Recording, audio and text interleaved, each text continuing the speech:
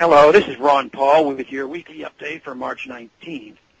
Imagine for a moment that somewhere in the middle of Texas there was a large foreign military base, say Chinese or Russian. Imagine that thousands of armed foreign troops were constantly patrolling American streets in military vehicles.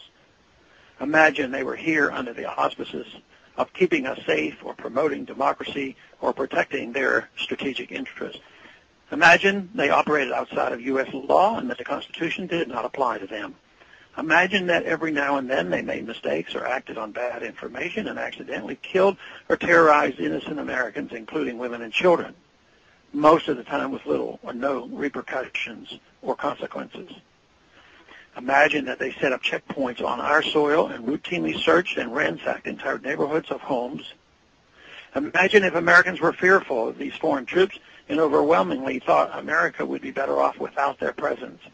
Imagine if some Americans were so angry about them being in Texas that they actually joined together to fight them off in defense of our soil and sovereignty because leadership in our government refused or were unable to do so. Imagine that those Americans were labeled terrorists or insurgents for their defensive actions and routinely killed or captured and tortured by the foreign troops on our land. Imagine that the occupiers' attitude was that if they just killed enough Americans, the resistance would stop.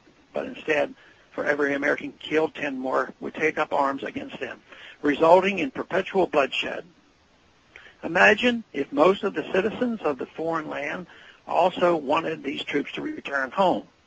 Imagine if they elected a leader who promised to bring them home and put an end to this horror. Imagine if that leader changed his mind once he took office. The reality is that our military presence on foreign soil is as offensive to the people that live there as armed Chinese troops would be if they were stationed in Texas. We would not stand for it here, but we have had a globe-straddling empire and a very intrusive foreign policy for decades that incites a lot of hatred and resentment toward us. Shutting down military bases and ceasing to deal with other nations with threats and violence is not isolationism. It is the opposite. Opening ourselves up to friendship, honest trade, and diplomacy is the foreign policy of peace and prosperity. It is the only foreign policy that will not bankrupt us in the short order, as our current actions most definitely will.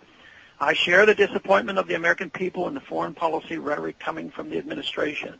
The sad thing is, our foreign policy will change eventually, as Rome's did, when all budgetary and monetary tricks to fund it are exhausted. Thanks for calling this update. A new update is placed on this number, 888-322-1414, every Monday morning. The written text of which can be found on my website, www.house.gov/Paul, under the heading Texas Straight Talk. Thanks for calling.